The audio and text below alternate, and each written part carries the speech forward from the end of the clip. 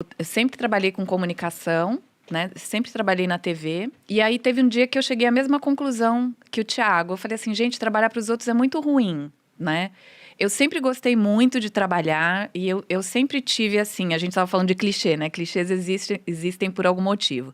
E tem um clichê que eu levei a vida toda, que foi muito positivo para mim, que é aquilo que a mãe da gente fala assim, tipo, você não é todo mundo, sabe? Eu entendi aquilo. Eu não sou todo mundo. Então, na minha cabeça era assim, eu sou exceção. Então, eu ia trabalhar, o pessoal dizia assim, não, aqui ninguém chega mais cedo. Aqui ninguém fica até mais tarde. Eu dizia, mas eu sou a exceção. Eu vou chegar mais cedo. Eu não sei fazer nada, comecei a trabalhar com 18 anos, né? Na mesma condição do Thiago, não tinha dinheiro para, não tinha nem dinheiro e nem tempo para estudar. O que eu ganhava era ali para ficar no 0 a 0. Eu dizia, então tenho que aprender. E aí eu chegava mais cedo, chegava 3 horas antes do meu horário, entrava às 10, chegava às 7. E às vezes saía ali, em vez de sair às 7 da noite, eu saía às 8, saía às 9. Sempre tentando aprender alguma outra função ali, né, dentro da emissora de televisão que eu trabalhava. E isso foram vários anos, depois eu fui trabalhar fora, mas sempre naquela, alguém decide a minha vida, alguém decide quanto eu vou ganhar, alguém decide se eu vou trabalhar aqui, se eu vou trabalhar, se eu vou viajar, se eu não vou, né? Eu não tinha, a minha agenda não era minha, era sempre assim, Patrícia, a semana que vem você tem que estar em Buenos Aires. Olha, mas na outra semana você não vai trabalhar aqui em Buenos Aires, você vai voltar para São Paulo. Então eu ficava assim, meu Deus, né? Pra onde eu vou? Esse negócio de ser dono do seu destino, e cara, isso é uma riqueza. É isso que ela tá falando. Alguém tem que decidir por mim? Por quê? Isso é fantástico. Depois a gente fala sobre isso. E aí isso caiu na minha cabeça e eu falei, não, eu sei fazer várias coisas, eu quero trabalhar para mim. E aí eu cometi assim, sabe, todos os erros de empreendedor descabeçado? Eu cometi todos, porque eu pensava assim, eu vou abrir o meu negócio, então eu vou trabalhar a hora que eu quiser, eu vou trabalhar o dia que eu quiser. Só com o que eu gosto. Ele já, Só vou fazer já o que eu gosto. começa agindo como se fosse fácil, né? Como se o dinheiro as viesse pessoas de vão graça. trabalhar para mim. Eu vou lá e vou pegar o dinheiro. E no meu negócio eu faço o que eu quiser, né? Então você junta todas essas ideias, que não sei de onde vieram, mas elas brotam na nossa cabeça, né? É porque a gente vê muitos casos das pessoas que deram certo. E aí quando o caso dele tá famoso é porque deu super certo. Mas sei lá quantas vezes deu errado antes de dar certo, né? Você tá contando sua história aqui, a Patrícia vai contar a dela, porque vocês passaram por isso, mas foram bem-sucedidos no final. Se você não fosse bem-sucedido no final, Você a gente não não ia estaria saber a tua contando. história. Você tá devendo milhões Até hoje. e ninguém ia conhecer, entendeu? Não, e se eu tivesse pago a dívida, mas sem ficar conhecido, também ninguém ia saber. Exatamente, exatamente. É muito doloroso, assim, quando você vê que tudo aquilo que você acredita não é real, né? Porque apareceu um negócio, sabe aquela coisa assim, de, uau! Eram 2 irmãs que tinham uma loja montada no Megapolo, né? Que para quem é de São Paulo, era uma loja de atacado no Brás. É o polo ali do comércio atacadista. E eu sempre gostei de loja, sempre gostei de vender. E aí, né, veio a informação de que, olha, tem 2 irmãs que não estão se dando mais, estão com problema de família lá e querem passar essa loja para frente. Não é questão da loja, a loja vende, tá tudo bem, etc e tal. Eu conheci a loja, eu já tinha comprado naquela loja, que também eu, quando era para comprar, era no atacado, né, gente? É um gastar o dinheiro. E aí eu assumi aquele comércio e ela me falou, olha, eu te deixo tudo que tem aqui dentro e você me dá R$1.000. Isso lá no ano 2000, né? Eu falei, gente, como assim, né? A loja era R$1.000. Ela falou, você me dá R$1.000, que vai ser 500 para mim, 500 para minha irmã, que cada uma vai para um lado. E a gente precisa se desfazer dessa loja, porque a gente não está vindo mais trabalhar, está começando a dar prejuízo e tal. E a gente quer, antes de quebrar, a gente quer passar isso para frente. Eu falei, gente, tá para mim, né? Sensacional. Dei lá os R$1.000 para elas, a loja inteirinha, me deram, assim, todos os fornecedores. Você assumiu uma loja por R$1.000, no final das contas? Você gastou isso pra ter a loja? Só. Não era bom demais pra ser verdade? Então, eu achei sensacional. Eu falei, gente, eu sou uma pessoa assim que, sei lá, acendeu uma luz na minha cabeça. Não sei o que aconteceu na minha vida. Mas eu achei sensacional, porque tinha tudo ali dentro. Tava todo o mobiliário, a loja era muito bonita. Era uma loja grande, né? Relativamente grande. Num shopping. E ela me deu todos os clientes. Ela falou, isso aqui é a minha carteira todinha de cliente, que compra comigo quase toda semana, porque são lojistas. E tá aqui os meus fornecedores. Eu te apresento para eles, se você tiver algum problema, você me liga, eu falo, digo que te conheço, não sei o que lá. E na época, assim, eu tinha um bom emprego, eu tinha um bom carro, eu tinha algum dinheiro, eu não estava endividada, nunca tinha vivido uma situação de endividamento, nada, nunca devi nada. Falei, maravilha, cheguei lá, né, meu CPF maravilhoso, meu score maravilhoso, eu conseguia comprar tudo. Então, taquei mercadoria na loja, né? E como tinha que abrir às 7 da manhã, você tinha que chegar muito cedo. Eu não sou uma pessoa da manhã, até hoje. Não sou a pessoa que 5 horas da manhã tá toda feliz. Eu tô acordando, assim, o negócio tá... Então, eu dizia, vocês abrem a loja, né? Eu tinha 2 vendedoras e uma gerente, eu dizia, vocês abrem a loja, depois eu vou. Pensa que isso aí deu certo.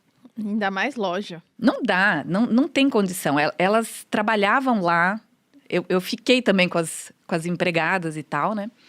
Então, eu achei que tudo ia andar sozinho. E aí, no primeiro mês, imagina isso, primeiro mês, ano 2000, eu faturei R$150 mil. Falei, gente, eu tô milionária, porque tipo faz as contas aqui. R$500 mil de hoje. Era muito dinheiro. Bota Falava, novamente o quê? o meme da Carolina Ferraz aqui. Minha colega de Record. Domingo espetacular, gente. Aí, o que acontece? Eu falei, pra você ter uma ideia, a casa onde eu morava de aluguel. A casa onde eu morava custava R$80 mil. Foi 2 vezes do imóvel. Eu falei, gente... Mas isso foi o faturamento. Isso foi o faturamento. Mas pra mim, não tinha faturamento diferente de lucro, diferente. Pra mim Você era viu dinheiro. esse número e pensou, tá feito. Falei, gente, tô rica. Pra quem não sabe a diferença, gente, mais faturamento ou menos, isso que eu ia falar. é o dinheiro que entra, mas você tem custos operacionais, tem despesa administrativa. Imposto. A diferença entre isso, impostos, aí no final você tem o lucro. É, Muito bem empreendedor assim só vê mesmo. o faturamento e fala, nossa. E acha que pode gastar. Mas sabe qual foi o Exatamente. problema? E Quando tem você... e como é mercadoria, tem muito dinheiro Tem que muito vai pra dinheiro. você fazer compra, né? Então tinha um problema muito sério que eu não entendi qual era a dinâmica do negócio. Então, por exemplo, quando você entra num shopping, dependendo do shopping, normalmente eles te dão carência de várias coisas.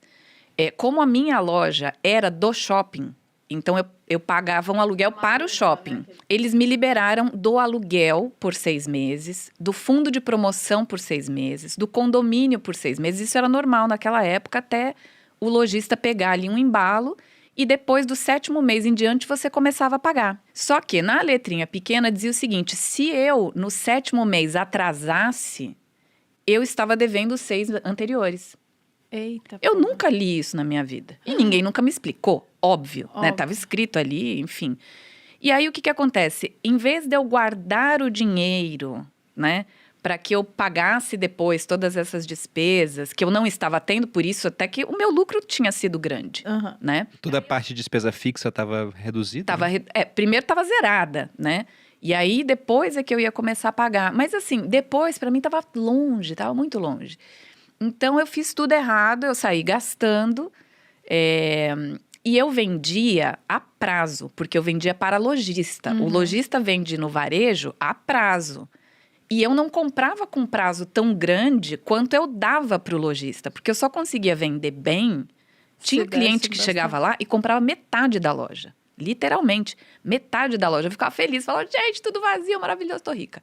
Só que Só você que eu dava comprava prazo. estoque. Você comprava estoque quase que à vista, então despendia muito caixa para receber depois parcelado. Eu comprava assim, para 90 dias, eu fazia 30, 60, 90, às vezes 120, e eu vendia até 180. Tinha um descasamento Só que de fluxo. tinha então. muito descasamento, porque quando eu comprava, às vezes eu levava ali uns 2 meses para vender. Porque era bem assim, às vezes você tinha ali um movimento ruim, às vezes tinha um cliente que comprava metade da loja. Então, meio que era esse o fluxo, né? Tanto que era segunda, terça e quarta. Segunda, terça e quarta eram os dias que você vendia. Quinta e sexta você não vendia nada. Às vezes você não abria nem o caixa. Porque quinta e sexta o varejo esquenta, o lojista não tá comprando. Né? Ele vai comprar na segunda-feira de manhã e tal.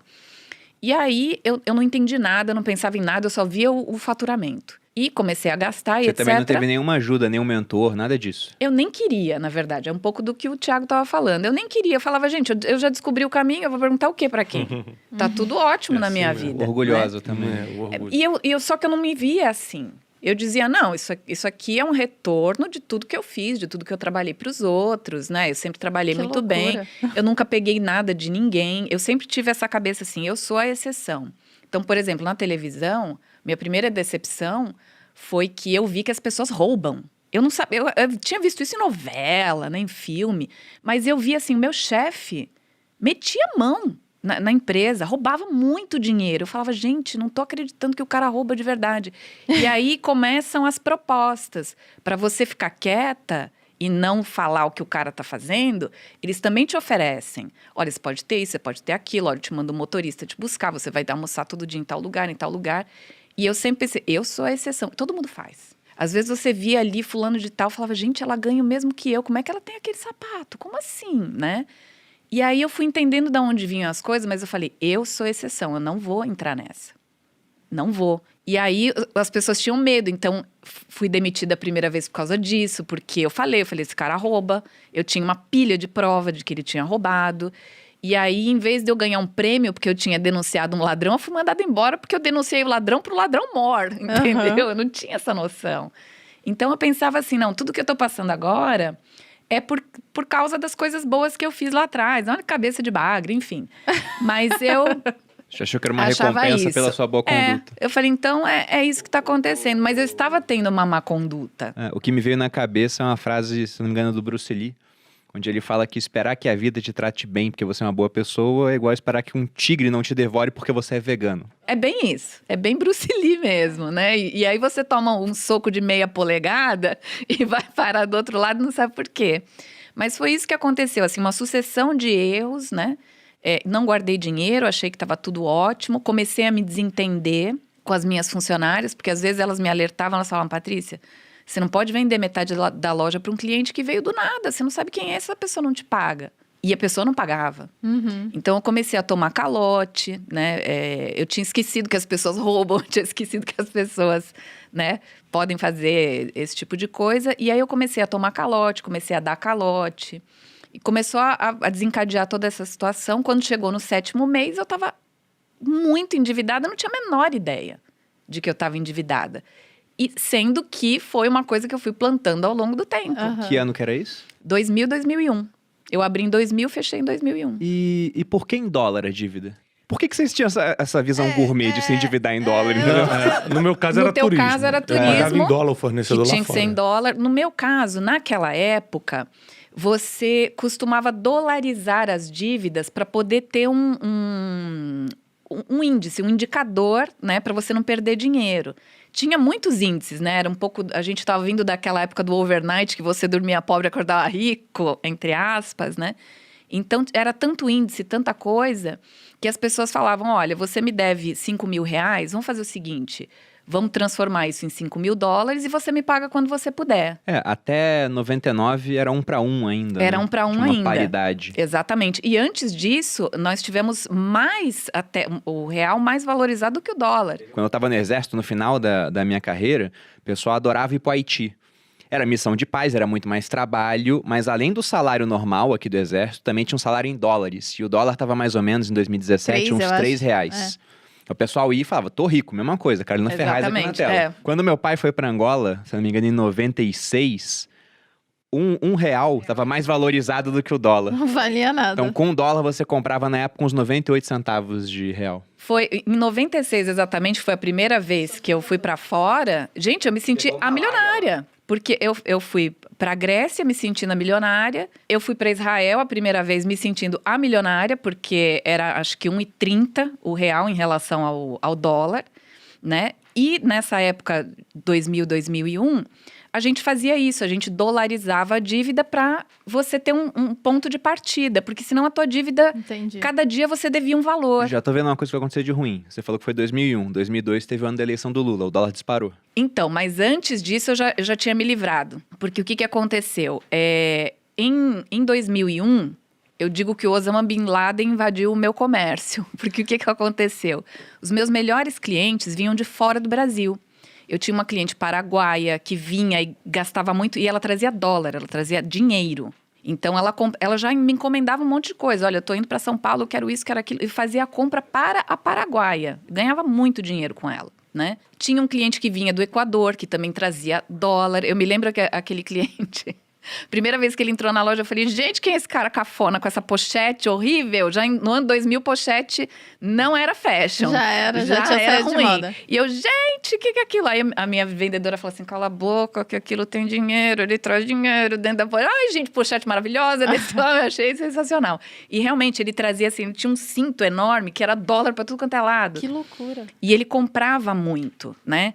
Só que o que aconteceu? A Paraguaia me liga, lá pro dia 6 de setembro de 2001, e fala, eu estou indo aí no dia 12, então preciso que você compre tudo. E me mandou uma lista. Eu comprei tudo que a mulher queria. Só que... No 11 de setembro, fecha tudo.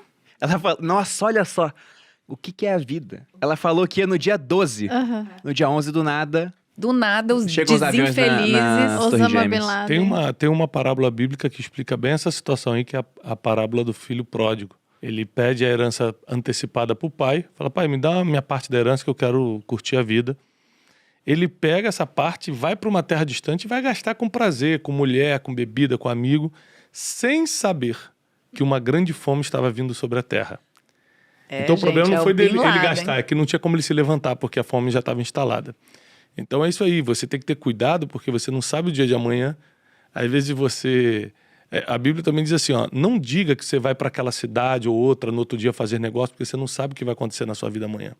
Então, eu sou um cara de muito da fé, assim, porque eu já experimentei que se você for só na métrica, tudo pode desandar. Como isso aí, não, tá tudo certo, ela vai me pagar, Tava é certo, de confiança A e mulher tal. trazia dinheiro, gente. Como Exatamente. assim? Não era cheque pré-datado, né? Que era o comum da época. Não era nota promissória. Ela me pagava à vista. E eu precisava daquele dinheiro ela era alto uma à ótima vista. cliente, então. Era melhor que eu tinha. Essa e o equatoriano da pochete, gente, eles arrebentavam. E aí, o que acontece? Eu precisava do dinheiro dela, porque como eu comprava quase à vista e vendia muito a prazo, eu precisava daquele dinheiro para Equilibrar. Tapar os buracos. Então, aquilo já estava vendido, já estava certo. E aí, o que estava certo, né? Eu me lembro até que foi a ex-dona da loja que ligou para mim um dia, porque eu comprava coisas dela, ela abriu também uma confecção, e eu comprava umas coisas dela. E naquela época o celular era muito ruim, né? O sinal era horroroso. E aí eu me lembro que ela me ligou e falava assim, Patrícia, não sei o quê, caiu um avião, lá, não sei o quê, no Enter. E eu dizia, gente, caiu um avião no Play Center? Como assim? O que eu tenho a ver com isso? Porque ela queria dizer que ela não ia poder me entregar a mercadoria que eu já tinha vendido. Uma parte dela eu já tinha vendido. E aí eu dizia, gente, e daí que caiu um helicóptero no Play Center? Eu não tenho nada a ver com isso. Quando eu fui ver, tinha acontecido a questão lá das Torres Gêmeas, né? Eu falei, gente, isso não tem nada a ver comigo. Fui em Nova York, o que eu tenho que ver com o que está acontecendo? Quem é o Bin Laden? Eu não estou nem aí. Mas isso afetou muito o meu negócio. Porque os meus clientes pararam de vir, tanto de fora, quanto de outros estados brasileiros. Porque todo mundo ficou assim, o que vai acontecer? E daí, né? Eu tava na 7ª série. Eu lembro bem desse dia, assim. Eu E também você sabe que aconteceu uma coisa muito engraçada, que o meu marido, ele é fotógrafo. Na época, ele dava aula de fotografia na Escola Pan-Americana de Arte. E ele estava dando aula quando aconteceu isso... E uma aluna dele começou a gritar no celular e ele falava, o que está acontecendo? O que está acontecendo? Ela tinha sido avisada por alguém que tinha acontecido, que tinha caído a primeira torre. E ela ligou para um parente dela que trabalhava na outra torre falando, sai daí que caiu um avião. E ela salvou a vida do parente, Que loucura. gritando na sala. Então, quando ele conta isso, eu digo, pois é, a tua aluna salvou a vida do outro e eu morri, né? Naquele dia, eu financeiramente morri.